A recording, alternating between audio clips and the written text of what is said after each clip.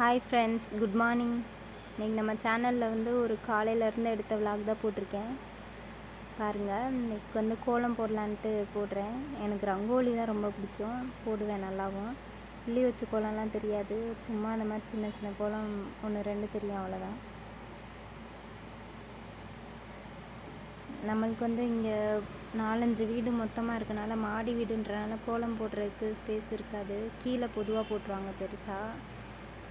நான் சின்னதாக வீட்டுக்கு வெளியில் சரி இது ஒரு மாதிரி இருக்குமேன்ட்டு போட்டுறது. அதையும் நம்ம தம்பி இனியன் வந்தார்னா அழிச்சிருவார். என்னடா அது வாசலில் ஏதோ பளிச்சுன்னு தெரியுதுன்னு கையை விட்டு கொஞ்ச நேரம் தான் இருந்துச்சு, அழிச்சிட்டான்.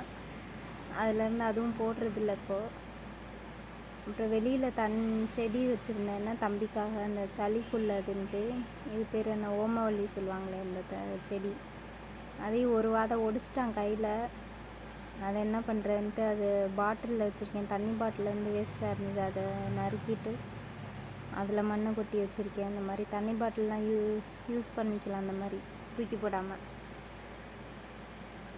நல்லா தான் வருது. அதில் அந்த பாட்டிலேருந்து ஹோல்ஸ் 4-5 கீழே போட்டிங்கன்னா தண்ணி கொஞ்சம் இருந்து அழுகி போகாமல் இருக்கும்.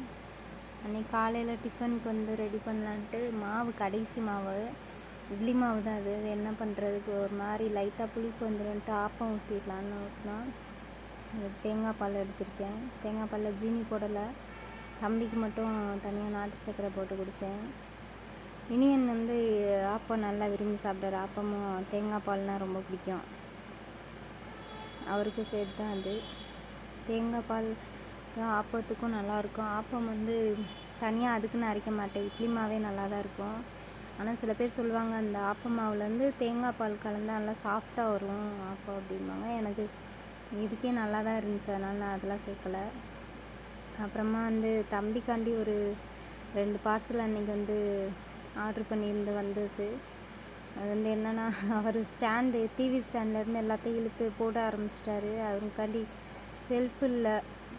நாங்கள் வாடகை வீட்டில், ரெண்ட் வீட்டில் தான் இருக்கோம். அதை பார்த்தா ஹாலில் ஷெல்ஃபே இல்லை, அதனால் இந்த மாதிரி ஸ்டாண்ட் போட்டிருந்தேன். அது குட்டியாக தான் இருந்தது அந்த ஸ்டாண்டு, ஆணி அடிக்கவும் முடியாது. அதனால் இந்த மாதிரி ஸ்டிக் பண்ணிக்கிற மாதிரி இருந்துச்சு, அதுதான் பண்ணிகிட்டு இருந்தேன். அந்த செவத்தில் ஆணி, அந்த ஸ்டிக்கர் எவ்வளோ நாள் வரும்னு தெரில. ஸ்டிக்கர் இல்லைன்னா போயிடுச்சுன்னா ஆணி அடிச்சுக்கலாம், ரெண்டுமே கொடுத்துருக்காங்க. நல்லா தான் டைட்டாக தான் இருந்தது.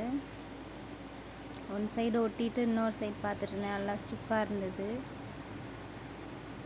இது மாதிரி 2 ஸ்டாண்டு வருது, ஒன்று கொஞ்சம் பெருசு, ஒன்று கொஞ்சம் குட்டி. அது மாதிரி இருந்தது. அது எல்லாத்தையும் மேலே தூக்கி வச்சாச்சுப்போ. இந்த மாதிரி உங்கள் வீட்லேயும் குழந்தைங்க இருந்துச்சு, அந்த மாதிரி இல்லை டெக்கர் ஐட்டமே வாங்கினா இந்த மாதிரி ஸ்டாண்ட் வாங்கி மேலே வச்சுக்கோங்க. ஃபுல்லாக இந்த ரேக் ஃபுல்லாக காலியாச்சு. இது ஃபுல்லாக விளையாட்டு ஜாமான் தான். அடுத்து இவருக்காண்டி ஒரு ஷூ ஒன்று போட்டிருந்தாங்க, அந்த ஷூவும் அன்றைக்கே வந்துருச்சு. அதை தான் பிரிச்சுட்டு இருந்தேன். அவன் எவ்வளோ அழகாக பக்கத்தில் உட்காந்துருக்கான் பாருங்கள். ஃப்ரெண்ட்ஸ், இந்த வீடியோ உங்களுக்கு பிடிச்சிருந்தா என் சேனலை சப்ஸ்கிரைப் பண்ணுங்கள். தேங்க்யூ, பாய்.